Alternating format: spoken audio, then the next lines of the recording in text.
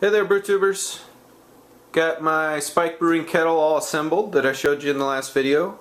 Currently leak checking it, and it seems to be leak free as near as I can tell. I'm going to put a barb on the end of that ball valve for my hose to the pump.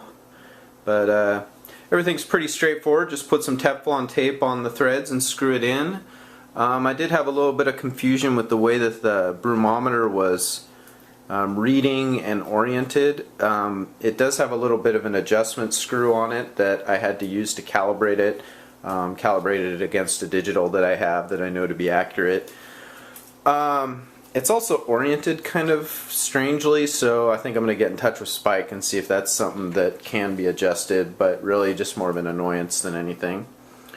And the sight glass, did notice that the angle you're looking at can affect how it reads, and it seems to be most correct when you're looking at it from a standing up position rather than getting down and looking at it straight on. So that's just something to keep in mind. You know, your kettle instruments are really ballpark instruments anyhow, so you just need to get used to them. Anyhow, time to heat some strike water in this and try out a Brewday.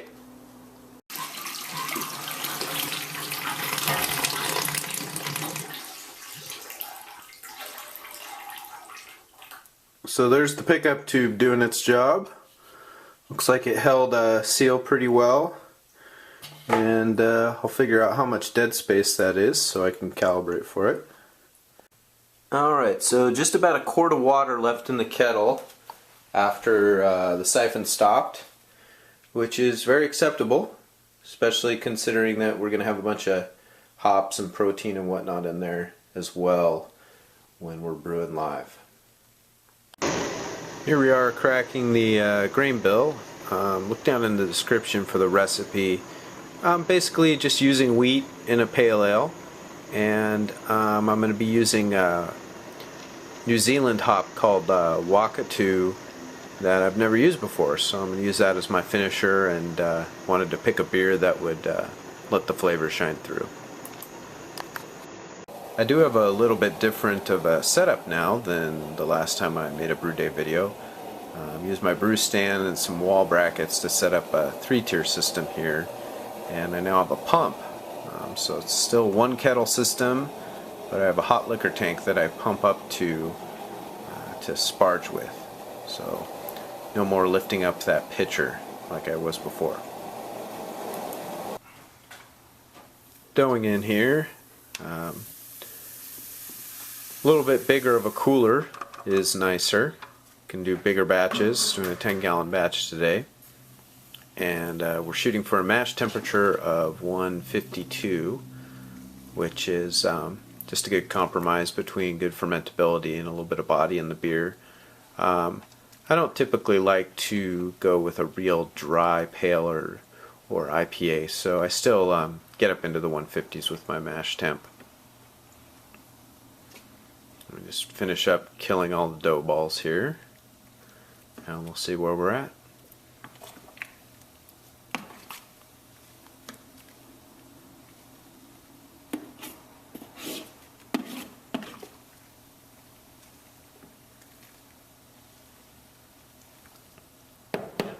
So with this session I ended up actually hitting my strike temp just a little bit low. It was between 150 and 151, which wasn't too big of a concern for me. So I just went ahead and went with it. Better to just get the mash going and prep for the boil than spend time fooling around with trying to raise the temperature 1 degree. I did have the tiniest of leaks once I got going, so I'm going to have to take that off and put a little more Teflon tape on it to fix it. That was my fault. Here's our hop bill for the day. Bittering with 1/2 ounce of Columbus, flavor hopping with 3/4 ounce of Columbus, and then the New Zealand Wakatu for the 10-minute and flame out editions. So hoping to get a little bit of flavor and a good amount of aroma from that hop. So here I am pumping the Sparge water up to the hot liquor tank. When I got the pump, I was a little bit worried about the vertical distance, but the pump handles it pretty darn well. First runnings here. Looks pretty good. It'll end up being quite a bit lighter than that. So I do have a fly sparge set up now, which means that draining the mash tun does take a little bit longer. I just have some CPVC with holes drilled in it. But once you figure it out, it's a lot more convenient. You just get it going and wait for the sparge to complete. And I don't know how well you can see the refractometer, but I'm just checking the pre-boil, or actually this is the gravity of the runnings that are coming out with the kettle about half full. And this looks good. Between 6 and 7 brie, or about, I think that's 1.02425, something like that. So I did end up coming in a little shy on the pre-boil gravity, about 5% shy of where I need to be. So I just stopped the runnings, and we'll end up with maybe, you know, a half gallon less of beer to ferment. That's no big deal. So here we are, getting to a boil, and almost there. Time for the first hop addition. This is again half an ounce of Columbus. There it goes. And we got a pretty good boil going, just trying to get all that protein to calm down so that I can leave the kettle a little less attended. I do like it once that boil settles down, you can crank the burner a little bit more and drive off more. Time to clean the mash tun. Alright, we are down to 30 minutes left in the boil, and in goes 3/4 ounce of Columbus for some flavor.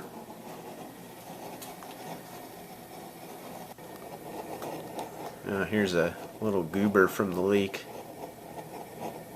Don't touch it.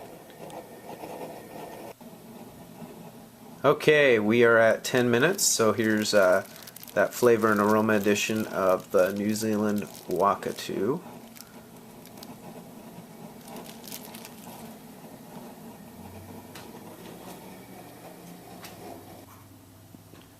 Okay, and I'm not sure how well you can see, but we're at about 11.9 brie, which is exactly where we want to be for the starting gravity, and we ended up with about 9.5 gallons of wort, so came in about 5% shy on the gravity, and that's just due to efficiency. Alright, in goes that flame out addition, 1 ounce of New Zealand Wakatu hops.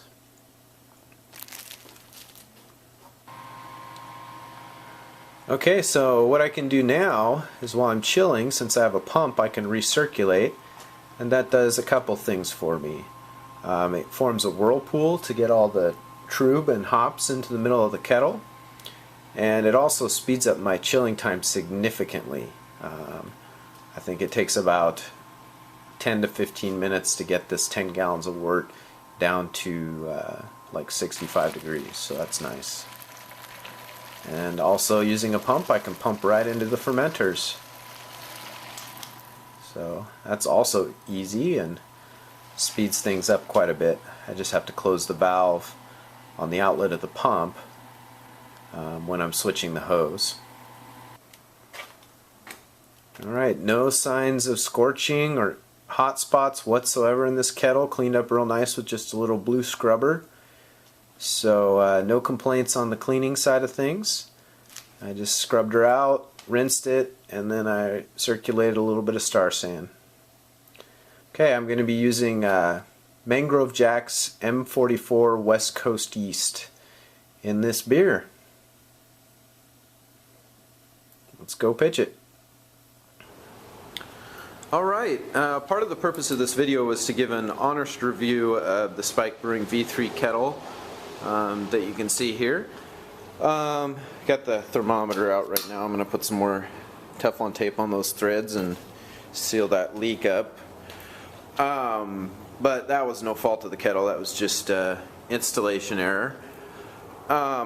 So overall, you know, great product. It is definitely a premium kettle, but if you are going to spend the premium money on the kettle that is stainless steel and is going to last a lifetime, then I don't think you'd be going wrong to purchase this product. Things I like about it: the ports. Rather than just having drilled holes for weldless fittings like some of the other competitors do, they actually have welded ports that don't require any O-rings or gaskets or nuts on either side. That is wonderful. Makes installation of all these accessories a cinch. With both the sight glass and with the dip tube, we can even pull this out here. They have these push-on fittings. Set that there for now. But that makes putting in the dip tube and the sight glass a cinch as well. Sight glass is caged. I like that. That protects it from being broken. So good job there. I like the handles, both on the lid and on the kettle itself. Especially like it on the lid because this thing does not get hot. My other kettle just has a metal handle on the lid and it gets really hot and you have to use a pot holder to pick it up. So I do like that quite a bit.